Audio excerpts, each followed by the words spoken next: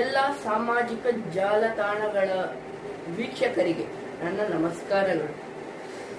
ಇಂದು ತಮಿಳುನಾಡಿನಲ್ಲಿರುವ ವೀಕ್ಷಕರೇ ಮತ್ತು ಹಿಂದೂ ಮತಸ್ಥರೇ, ಎಚ್ಚರಗೊಳ್ಳಿರಿ. ಈ ಮಾತನ್ನು ಏಕೆ ಹೇಳುತ್ತೇ ಇದ್ದೇನೆ ಎಂದರೆ ಮುಂದೆ ಹೇಳುವ ಮಾತುಗಳಲ್ಲಿ ನಿಮಗೆ ಅರ್ಥವಾಗುತ್ತದೆ. ತಮಿಳುನಾಡಿನ ಮಾಜಿ ಸಿಎಂ ಆದ ಸ್ಟಾಲಿನ್